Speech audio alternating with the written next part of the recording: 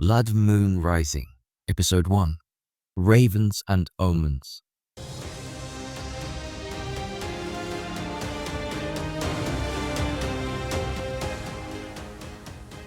The long ship glided along the ocean waves, skirting the currents while the sails stretched and bowed against the mast. Vidarr tasted salt on his lips as chilly air pricked his skin. He watched the sun's halo pierce the horizon, breaking the chains of darkness that had entrapped it in the shadows of the night. Splashes of red and yellow streaked across the sky. Vidarr! A husky voice called out from the small army of men. Vidarr turned and saw Tyr scurry along the hull toward him. What is it, Tyr? Vidarr asked, sharpening his dagger. Tyr scrubbed his stubbly chin and cleared his throat. We should attack Denvik tomorrow, not today. And give Scandianvian time to prepare. It is best strike the village when his men least expect it. We attack today. But the gods have given us a sign. Tyr continued nervously. There was blood on the moon last night.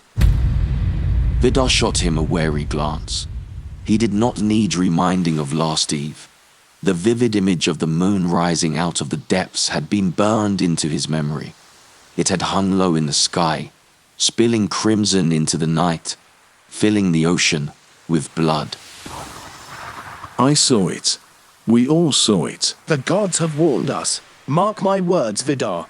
The battle will not go well today. How do you know? A sultry voice resonated across the ship. Tyr watched Ingunn weave around several warriors, making her way towards them. The leather belt hugging her waist housed a blade that had seen many battles, had sent many a warrior to Valhalla. She was a fierce shield maiden who fought as well as any man. Tyr turned to her and replied, You saw it, Ingunn. We should not go against the gods. We have Thor on our side. It was a warning. She narrowed her eyes and smiled confidently. A warning for Jarl Saxbian and the Danvik village. We are strong fighters. We will defeat them. Vidarr slid both hands around Ingunn's shoulders. She is right. The blood moon guided our ship last eve. Without it, we would not have made it this far. The gods will not abandon us or lead us into a trap. King Ronulf may be to blame, not the gods. Vidarr shot him a wary glance. Have you gone mad? Tyr looked around and said, Think of it. The king has an army. Why would he need us? What does it matter? We have sailed under his flag for years, and for what? He gives us scraps compared to the treasures we have seized. Tyr, we have sworn fealty to King Ranulf. Hopefully, this will be the last raid. I hope so, for everyone's sake. He and I made a bargain. I do not trust him. The king knows better than to cross me. It will not go well for him if he should try. But the blood moon.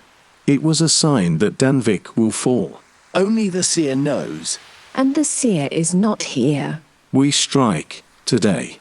Suddenly, a voice bellowed out from the score of men. Vidarr looked out from behind the prow and saw snow-capped mountains rising from the deep. Jagged peaks pierced the sky. Lush forest stared back at him as a blanket of clouds veiled rugged slopes. A warm breeze blew across Vidarr's face as the long ship skirted down the fjord. The sound of water splashing against the ship filled his ears. He watched seagulls soar overhead. He said softly, I can see why King Ronulf wants to reclaim Lofoten Island. It is more beautiful than what I expected. We are getting closer. Danvik lies just over that ridge. Vidarr pointed toward the mountain. Suddenly a thunderous roar echoed around them. The loud rumble shook each beam, rocking the long ship back and forth. A curtain of water cascaded down a steep mountainside, plunging into the fjord. The onslaught tumbled over massive rocks that protruded from underneath. A frothy mist bellowed up from the river and drifted closer toward the longship. How much further?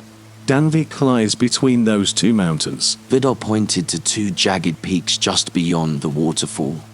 Each pull of the oars brought the dragon ship closer to Lofoten. Vidarr sucked in a deep breath as the bottom grazed the shallows. With one swift leap, he hurled himself over the side and signaled the others to follow. One by one, The crew jumped in and grabbed the flanks. With several heaves, he and the others slowly pulled the ship onto the beach. Grab your weapons. Vidarr reached for his axe and shield. With a turn of his boots, he led the platoon of 20 warriors up the dunes toward the forest. Ingun, Yes, Lord. the battle could be more dangerous than expected. Stay close to me, or Tyr. Ingun cut him a glance. Have I not proven myself in battle? Yes, you have. But stay on your guard. I can take care of myself. Your Saxbian will not go down without a fight. I have no doubt he has trained his warriors well. And you have trained us even better. Stay close to one of us. Tyr added as he caught up with them. I do not need a guardian. She scowled at both of them. I may end up saving one of you before this day is over. Vidarr watched her slink off into the pines. He admired her spirit and respected her courage, but she needed to realize the danger that stared each of them in the face. His orders were to raid the village and bring back any silver that Saxbian had hoarded. Keep an eye on her. Tyr nodded. Vidarr and his men entered the forest cautiously as sunlight trickled through the branches. Thick limbs reached out like arms ready to grab them. An eerie silence blanketed the wood. Vapory shadows floated in and out of the forest while they trekked deeper and deeper into the unknown. Something is hunting us. Tyr uttered. I know. Vidarr said, gripping his axe tighter. It has been tracking us since we entered the wood. We shouldn't have come here. Suddenly, a rush of wind blew by Vidarr.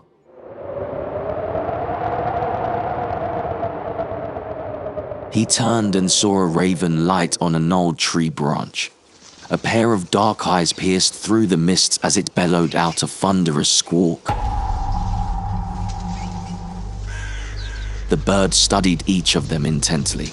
Spiked feathers jutted from its neck, swelling with the breeze. The raven descended from the bough and landed on the ground. It strutted closer to Vidarr. Tyr turned to Ingun. This is an omen. It is Hugin. Odin has sent his raven to deliver a message. Vidarr crouched down, staring into one of the black orbs. The raven hopped closer and extended a pair of broad wings tipped with finger-like feathers. Vidarr listened to a series of clicks and croaks. He reached into his satchel and pinched off a morsel of bread, tossing it to the bird. A pair of sturdy legs had sprung to the side before it seized the scrap with its beak. With a thrust of the neck, the bird swallowed it whole. Vidarr bowed his head and whispered, I pray my offering pleases you. Suddenly, everything faded into shadow. Vidarr, The deep voice resonated loudly. Odin. look east to find your destiny. Beware of what yearns to ensnare you, and victory will be yours. Death can bring forth life. Nothing is what it seems. Thunder rolled, lightning flashed.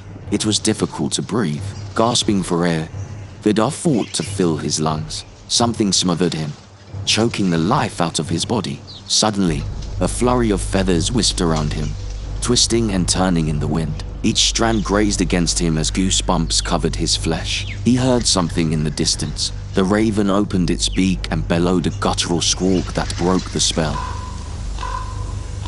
Dark shadows faded into shards of light, revealing trees, rocks, and the raven. Another throaty roar rang throughout the forest and silenced every living thing. Vidarr tilted his chin, watching the raven flounce forward and flap its wings. With another low croak, it took flight and lit on a stump at the edge of the glade. Follow it. Vidarr sprang to his feet while the raven took flight, wielding his axe and shield. He traipsed through the brambles, listening to the deep call that echoed through the hollow. He trampled over brush, never losing sight of the dark messenger.